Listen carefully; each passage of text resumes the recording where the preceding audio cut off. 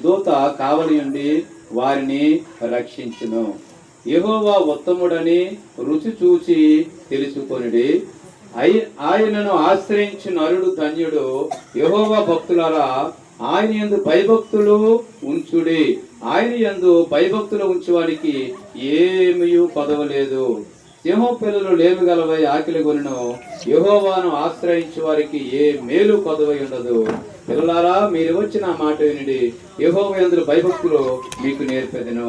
ఇంకా అంటున్నాడు, బ్రతకగోరువాడు ఎవడైనా ఉన్నాడా? మేలు నందుచు అనేక దినములు బ్రతకగోరువాడు ఉన్నాడా? దేవుడు వాక్యాన్ని దీవించిన గాక. చిన్న వాక్యం కొరకు చిన్న ప్రార్థన. యేసయ్యా నీకు స్తోత్రం. దేవా, మాకు తెలిసి తెలియనటువంటి ప్రభా జ్ఞానము నాయన, నీ మాట విప్పటానికైనను మేము ధ్యానం చేయడానికైనా మాకు యోగ్యత అర్హత లేదు ప్రభా. అవి పరిశుద్ధమైనటువంటి అగ్ని లాంటి మాటలు ప్రభా.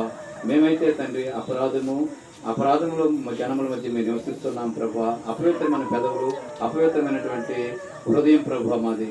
అయినా మమ్మల్ని ప్రభా శుద్ధీకరించండి, మా నోటికి బోరగా ఉండండి. మా మధ్యలో మీరు ఉండి మాకు ఏ మాట మీరు తెలియపరుస్తారో ఆ మాట కొరకు మమ్మల్ని ఆయత్తపరచండి, మీరు మహిమ పొందండి. ఈ క్యాంపస్ చుట్టూ మీరు కంచి వేయండి. వాక్యాన్ని బిడ్డలందరినీ కూడా దీవించి ఆశీర్వదించండి. యేసుక్రీస్తు వారి పేరట చిన్న ప్రార్థన సమర్పించండి వేడుకుంటున్నాం తండ్రి. ఆమేన్. ఇక్కడ